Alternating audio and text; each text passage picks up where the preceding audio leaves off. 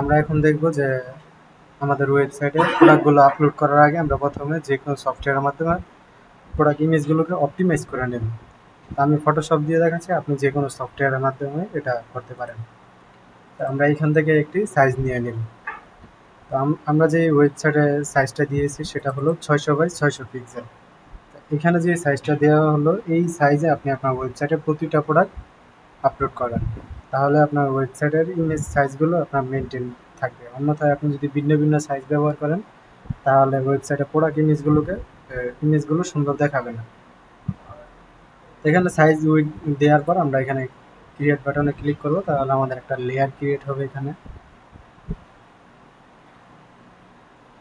তো এই লেয়ারের মধ্যে আমাদের প্রথমত প্রোডাক্টটা আনতে হবে। তো প্রোডাক্ট আনার জন্য আমরা ফাইলে চলে যাব, তারপর ওপেনে ক্লিক করব।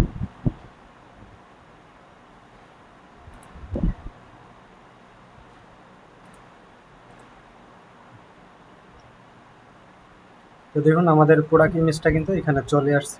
তো আমরা এটা টান দিয়ে এই লেয়ারে নিয়ে আসবো, আসার পর এটার উপর ছেড়ে দিব।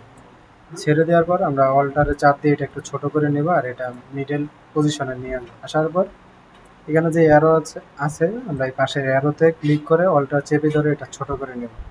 তাহলে মূলত আমাদের এখানে যে সাইজ আছে সেই সাইজের উপরে এটা অটোমেটিকলি সাইজ নিয়ে নেবে।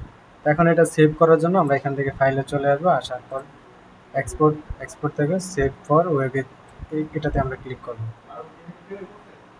এখানে আসার পর আমাদের এখন এটা দেখুন, আমাদের এখানে কিন্তু এটা 279 কেবি দেখাচ্ছে। তো এটা আমরা এখান থেকে এটা সাইজটা মিডিয়ামে নিয়ে আসতে পারি, তাহলে এটা আরও সাইজটা কমে যাবে এখান থেকে। তো যদি আমরা এটা সেভ করি, সেভ করার সময় অবশ্যই আপনার যে প্রোডাক্টের নামটা সেটা এখানে লিখে দেবেন। আমি এখানে দিয়ে দিচ্ছি ক্লথ।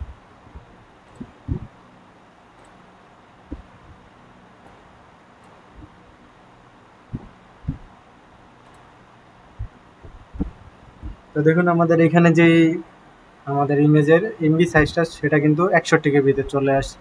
তো সর্বদাই আপনি আপনার ওয়েবসাইটে প্রোডাক্ট ইমেজগুলোকে 100 কেবির নিচে রাখার চেষ্টা করবেন। এভাবে করে মূলত আপনি আপনার ওয়েবসাইটের প্রতিটা প্রোডাক্ট ইমেজকে অপটিমাইজ করে করে ওয়েবসাইটে আপলোড করুন। এতে করে আপনার ওয়েবসাইটে এরকম অনেক কাস্টমার ভিজিটর আসবে যারা নাকি ওদের ইন্টারনেট স্পিড স্লো থাকবে। তো ওই স্লো থাকলেও আপনার প্রোডাক্ট ইমেজটা দ্রুত লোড নিয়ে নিবে।